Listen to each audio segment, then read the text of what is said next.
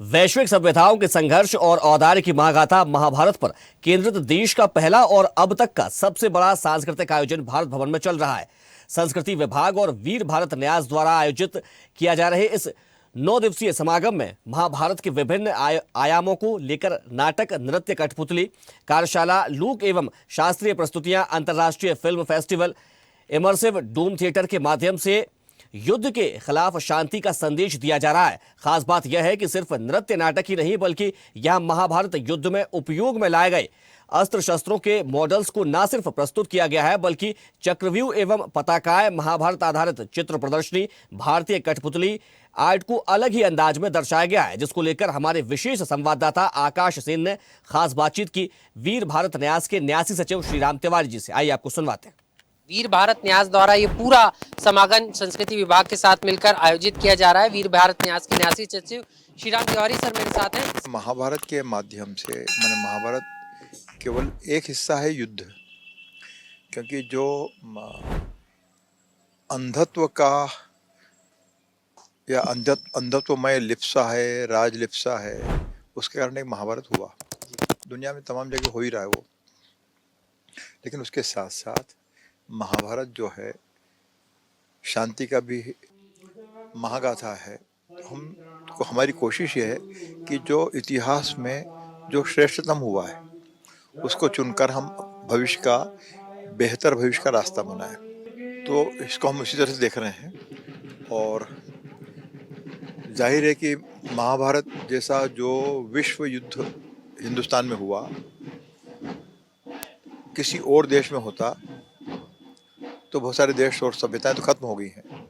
महाभारत में हुआ तो एक सभ्यता का एक बड़ा हिस्सा हमारे खत्म हुआ, लेकिन हम जो श्री कृष्ण के युगावतार श्री कृष्ण के फॉलोअर हैं, तो उन्होंने एक तरह से भारत को बचाए रखने में श्री कृष्ण का संदेश जो है उसने बड़ी मदद की। इसीलिए आज भी हमारी हस्ती मिटी नहीं है। सर एक चीज मैं और खास देख रहा था, कठपुतलियां बनाना सिखाया जा रहा है, कठपुतलियों का यहाँ प्रदर्शन हो रहा है।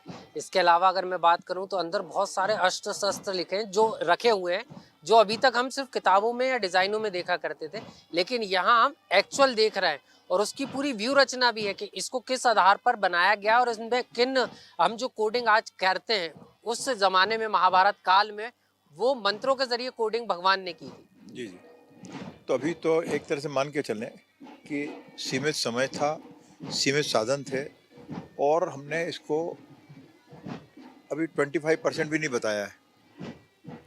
तो जैसे ब्रह्मास्त्र है या शिरास्त्र है या और जो खतरनाक जो वेपन्स थे उनकी टेक्नोलॉजी क्या था वो, और उसके खतरे और उसका रूपाकार वो क्या रहा होगा, क्योंकि श्री कृष्ण के ही संदर्भ में बहुत सारे विषय ऐसे आते हैं जहाँ पर उन्होंने जो विमान का जो लोग उपयोग कर रहे हैं उस वक्त भी उससे कैसे उन्होंने संघर्ष किया, कैसे उन्होंने उनसे पार पाया, वो क्या टेक्नोलॉजी थी।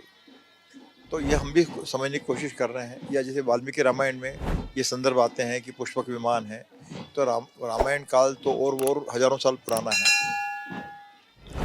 तो महाभारत को लेकर हमारी भी कोशिश है कि युद्ध में क्या हुआ होगा, युद्ध की टेक्नोलॉजी क्या थी, व्यू रचना एक बात हुई, कौन से व्हीकल्स थे जो उसमें इस्तेमाल हो रहे हैं, क्या वो बैलगाड़ी थी या घोड़ों के उपयोग करके था या और क्या था, या कोई इलेक्ट्रिफाइड कार थी या नहीं था। क्योंकि जब इस सूचना का क्या कीजिएगा, जैसे हमारे यहाँ महर्षि अगस्त्य हुए हैं जो भगवान श्री राम के समय में हैं, महर्षि वशिष्ठ के भाई हैं। उन्होंने इलेक्ट्रिफाइड बैटरी का आविष्कार उन्होंने किया हुआ है। तो इतने सालों में, हजारों साल में उसका फिर कोई विकास हुआ है या वो सिर्फ कविता कहानी किताब की बात है वो।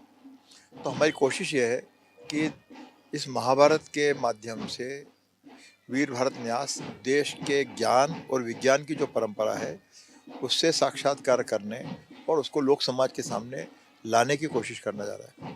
सर आखिरी सवाल मैं देख रहा हूँ, क्योंकि महाभारत की जब बात आती है तो लोगों को लगता है कि इसमें सिर्फ युद्ध होगा और कई सारी चीजें श्लोक के जरिए, लेकिन यहाँ पर नृत्य नाटिकाओं के जरिए युवा भी इस समागम में बड़ी तादाद में जुड़े हैं।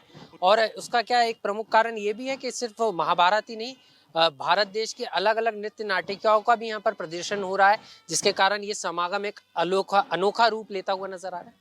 देखिए, भारत हो या महाभारत हो, ये एक वैश्विक संसार पहले से ही था, है ना। हमारी सभ्यता का, हमारी संस्कृति का जो प्रचार प्रसार है वो दुनिया भर में था। और महाभारत के युद्ध में देश की और दुनिया की तमाम जातियों ने भागीदारी की थी।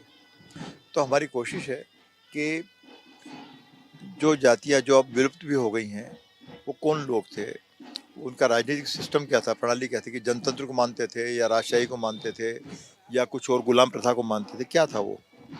क्योंकि अक्सर ये हो गया कि जैसे हमारे यहाँ तो एक नैरेटिव बना कि महाभारत का मतलब युद्ध है। और आप अधिकांश घरों में देखेंगे जो सनातनी परिवार हैं, वहाँ भी महाभारत महाकाव्य आपके घर में दिखेगा नहीं। रामायण दिख जाएगी, रामचरितमानस दिख जाएगा। तो वो समझ विकसित करने वाले कौन लोग थे कि महाभारत केवल युद्ध का वो है। तो हमारी कोशिश है कि जो महाभारत का जो श्रेष्ठ पक्ष है, उजला पक्ष है, वो भी समाज के सामने आए। बहुत बहुत शुक्रिया सर समय देने के लिए। तो वीर भारत न्यास के न्यासी सचिव हैं श्रीराम तिवारी सर, जो साफ तौर पर बता रहे थे कि महाभारत सिर्फ युद्ध नहीं है, बल्कि ये एक महाकाव्य है और इसका जो सकारात्मक पहलू है वो भी जनता के सामने आए और वो इसे समझ सके, सीख सके। और यही कारण है कि महाभारत समागम का जो शुरुआत है वो भारत भवन में की गई है और 9 दिवसीय ये आयोजन जो है भारत भवन में चल रहा है, जहाँ पर महाभारत की जो अस्त्र शस्त्र हैं और पूरी जो महाभारत है उसको अलग अंदाज में पेश किया जा रहा है।